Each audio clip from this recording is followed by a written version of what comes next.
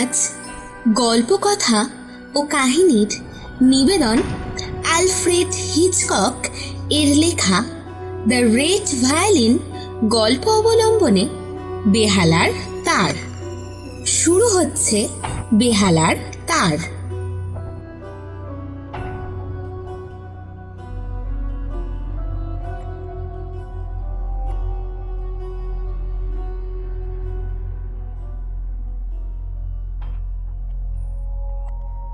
দিনটা বুধবার, রাত ঠিক ৮টা।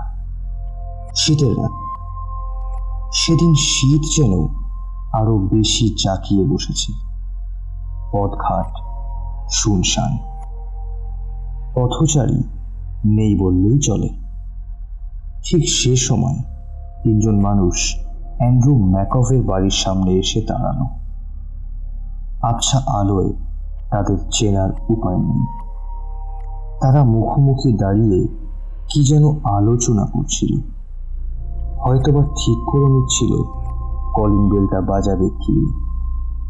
তারা যে কারা, এই শীতের রাতে আসার কারণটাই বা কি, কিছুরই বা গোপন আলোচনা, সেসব কোনো কিছুই বোঝার উপায় নেই।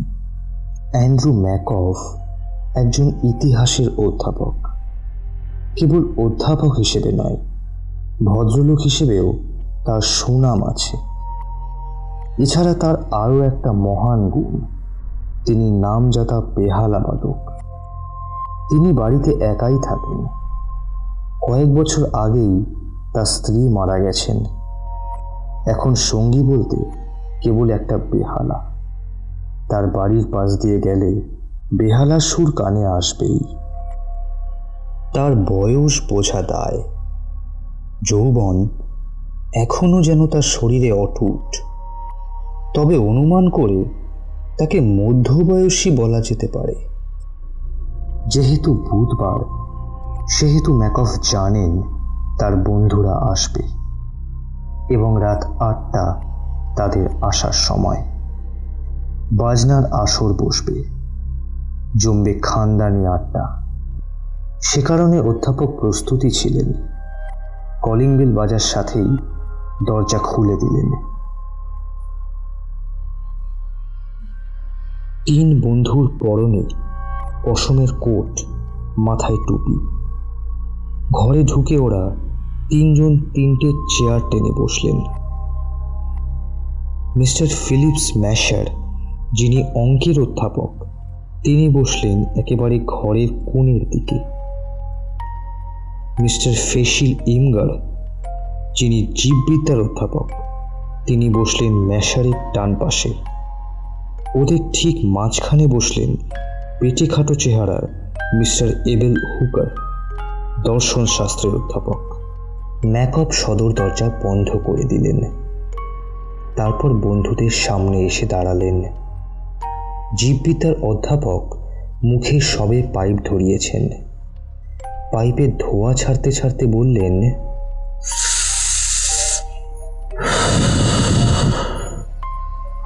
তুমি কি ঘুমিয়ে পড়েছিলে? দুবার বেল বাজাতে হলো। ম্যাকভ কোনো উত্তর দিলেন না, একটু হাসলেন। দর্শনের অধ্যাপক হুকার বললেন, আজ তোমাকে কেমন আনমনা লাগছে। অধ্যাপক ম্যাকভ প্রসঙ্গ এড়িয়ে গেলেন বুদ্ধি করে। বললেন, আজ একটা ব্যাপারে আমি ভীষণ ব্যস্ত, বুঝলে, এবং সত্যি এজন্য খুব দুঃখিত। বন্ধুরা নিজেদের মধ্যে দৃষ্টি বিনিময় করতে লাগলেন। ম্যাকভ বেশ বিনয়ী হয়ে বললেন, না না, আমার জন্য তোমাদের আসরের কোনো ব্যাঘাত ঘটবে না, সব আয়োজন করেই রেখেছি। জীববিদ্যার অধ্যাপক বললেন, তোমার হঠাৎ ব্যস্ততার কারণটা ঠিক বুঝতে পারলাম না। অধ্যাপক ম্যাকভ বললেন, তেমন কিছু নয়, আসলে আমার মাথায় একটা দারুণ বিষয় ঘুরছে, বুঝলে। বহুদিন বাদে লিখতেও শুরু করেছি সেই ভাবনা থেকেই। আসলে লাইব্রেরিতে লেখার কাজে ব্যস্ত থাকায় কলিং বেলের আওয়াজটাও ঠিক করে শুনতে পাইনি। লেখাটা শেষ করে যদি উঠে আসি তবে লেখার ছন্দপতন হতে পারে। এই ভেবে মনে করলাম লেখাটা একটু শেষ করি, তারপর আসরে আসছি। তিন বন্ধু ম্যাকফের কথায় রাজি হয়ে গেলেন, কারণ তারা জানেন ম্যাকফের বইয়ের বাজারে চাহিদা আছে। ম্যাকফ বন্ধুদের কাছে বাজনার সরঞ্জাম সব এগিয়ে দিলেন। ওদের কাছ থেকে বিদায় নিয়ে নিজের ঘরে গিয়ে ঢুকলেন। তারপর দরজাটা ভেতর থেকেই বন্ধ করে দিলেন। মিস্টার অ্যান্ড্রু ম্যাকফ ধীর পায়ে এগিয়ে গেলেন। টেবিলের উপর রাখা বেহালার বাক্সটা থেকে বেহালাটা বের করলেন। তারপর সেই বেহালা থেকে সতেজ একটা সরু তার খুলে নিলেন। তারপর তারটাকে আঙুলে জড়ালেন। তারপর কোটের পকেটে ঢুকিয়ে দ্রুত পায়ে বেরিয়ে গেলেন পিছনের দরজা দিয়ে। বাইরে বেরিয়ে চারিদিকটা তাকিয়ে দেখলেন কেউ তাকে লক্ষ্য করছে কিনা। বাড়ির পেছন দিকেও বেশ কয়েকটা বাড়ি। সেই বাড়ির লোকেরা জানলা দিয়ে দেখার চেষ্টা করলে আবছা আলোয় ম্যাকফকে চিনতে পারবে না। একসময় তিনি দ্রুত পায়ে হাঁটতে শুরু করলেন। ম্যাকফ বড় রাস্তায় এলেন। আরো একবার চারিদিকটা দেখে নিলেন। লোকজন চোখে পড়ল না। হাড় হিম করা ঠান্ডা, তার উপর কুয়াশার দাপট। সে কারণে মানুষ ভয়ে ঘর থেকে বাইরে বেরোতে পারেনি।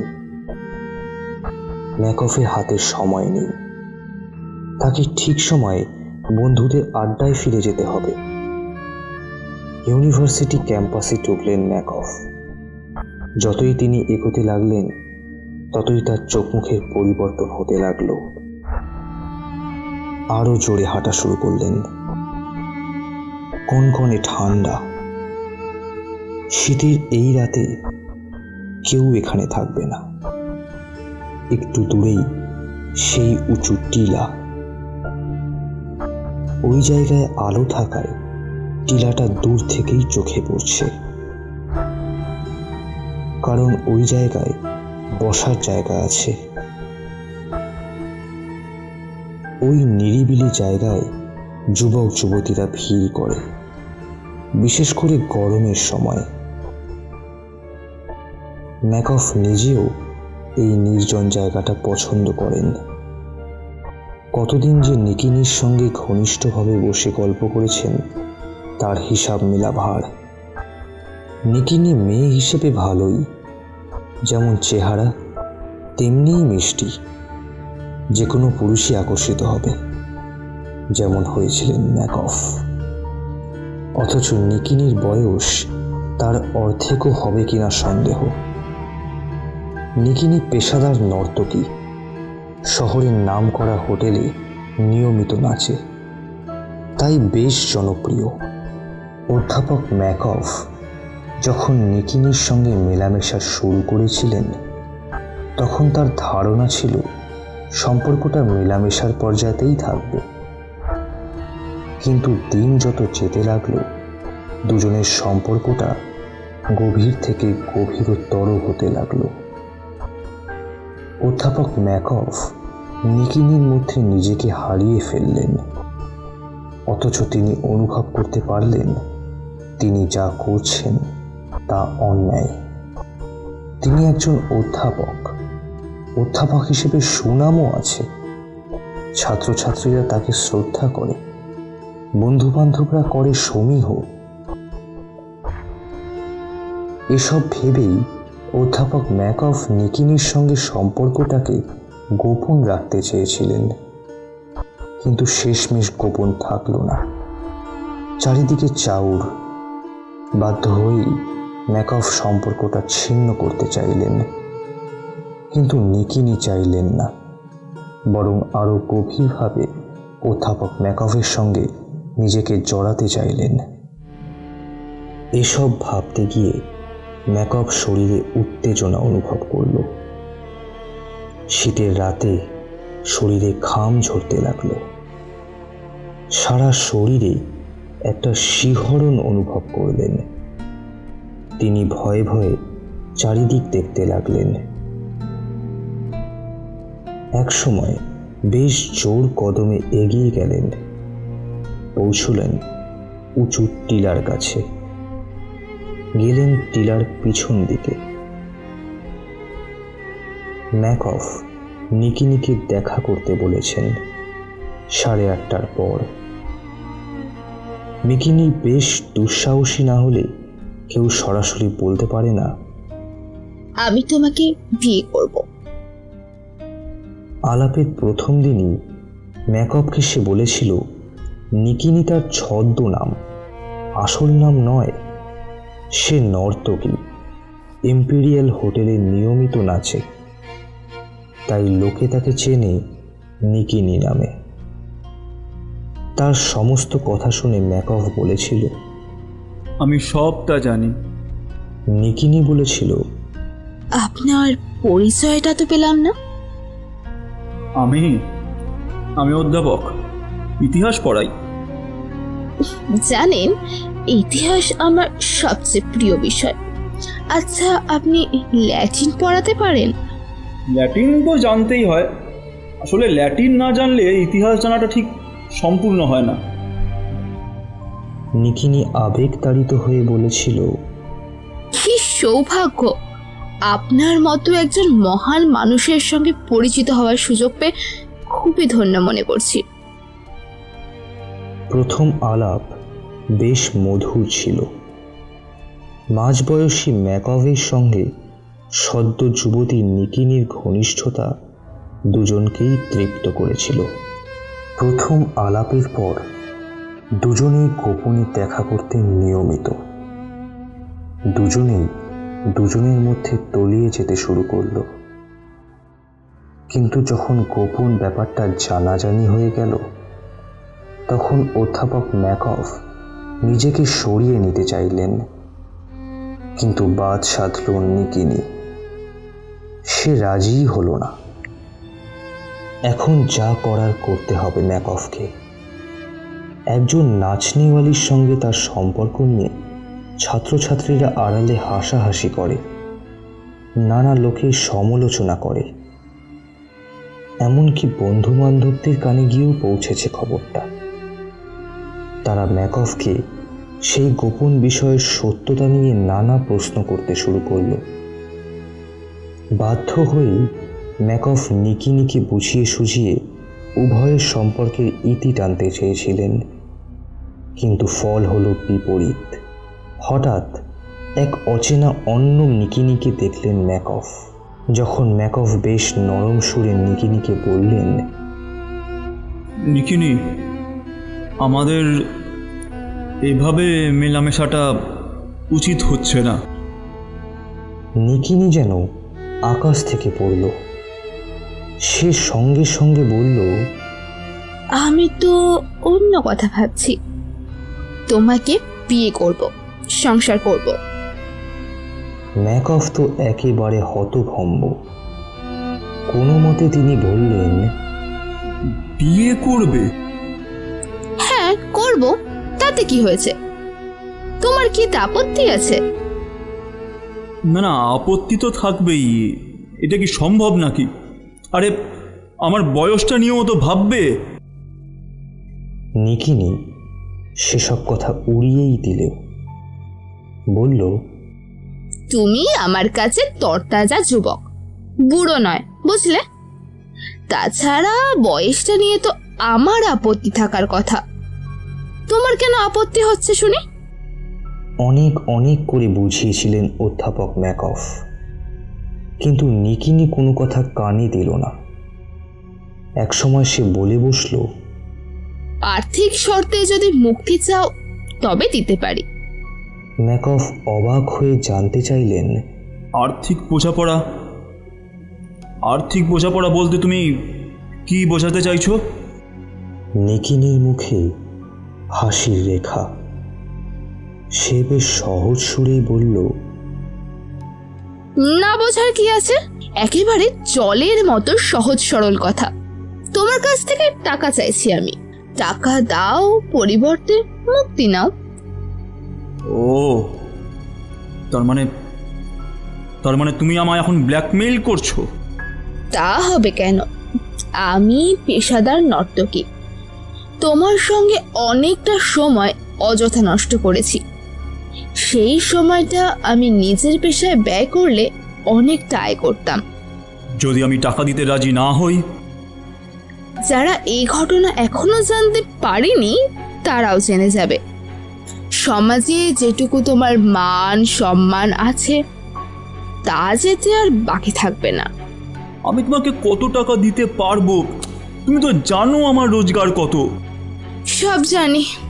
বাজারে তোমার অনেক বই আছে, সেসব বইয়ের কাটতিও ভালো। মাইনে বাদ দিলেও সে বই থেকে যে রোজগার হয় তাও কম না। তুমি কত টাকা চাও? কত টাকা পেলে তুমি আমাকে মুক্তি দেবে? নিকিনির মুখে হাসির রেখা।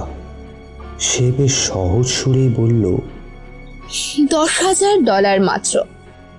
ম্যাকঅফ রীতিমতো চমকে উঠলেন। কোনো মতে বললেন, $10,000? 10 দিনের মধ্যে যদি ওই টাকা দিতে পারো আমি তোমায় তাহলে চিরকালের জন্য মুক্তি দেব। 10 দিন চলে গেল। ম্যাকঅফ টাকা জোগাড় করতে পারেনি। ঠিক পরের দিনই ফোন করলো নিকিনি। বলল, সময় পেরিয়ে গেছে, এক্ষুনি দেখা করো, নইলে টাকা দ্বিগুণ হয়ে যাবে। ঠিক আছে, আজ অবশ্যই যাব। কিন্তু কোথায় দেখা হবে আমাদের? ইউনিভার্সিটি ক্যাম্পাস, যেখানে আমরা দেখা করতাম। ঠিক আছে, আমি রাত 8:30টার মধ্যে যাচ্ছি।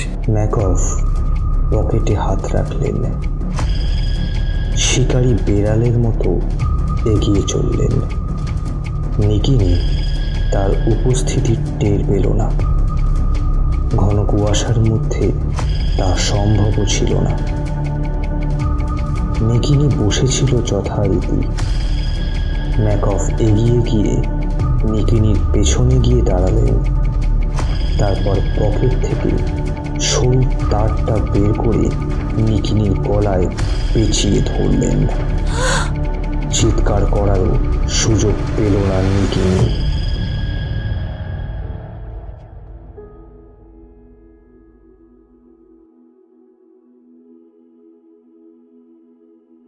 কঠিন কাজটা যে এত সহজে হয়ে যাবে ভাবতেই পারেননি ম্যাকঅফ। দ্রুত পায়ে অধ্যাপক ম্যাকঅফ ফিরে চললেন বাড়ির দিকে। পেছন দরজা দিয়েই বাড়িতে ঢুকলেন। পকেট থেকে তারটা বের করে বেহালায় লাগিয়ে নিলেন। তারটা ঠিক যেমন ছিল তেমনই আছে, সামান্য একটু জায়গা কেবল লাল। ম্যাকঅফ বুঝতে পারলেন তারের এই লাল অংশটাই নিকিনির গলার নরম মাংস কেটেছে। জায়গাটা কাগজ দিয়ে ভালো করে মুছে নিলেন। কাগজটা পুড়িয়ে ফেললেন। তারপর বেহালা নিয়ে সোজা গিয়ে ঢুকলেন বন্ধুদের আড্ডার আসরে। ম্যাকঅফের চোখ মুখ দেখে বোঝার উপায় নেই তিনি একটা জলজ্যান্ত মেয়েকে এই মাত্র খুন করে এসেছেন।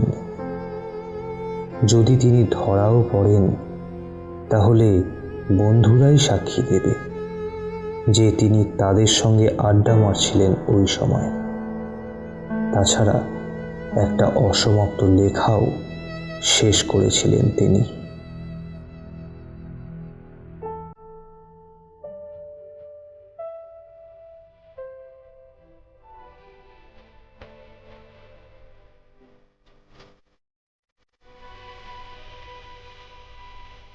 শুনছিলেন আমাদের আজকের নিবেদন বেহালার তার।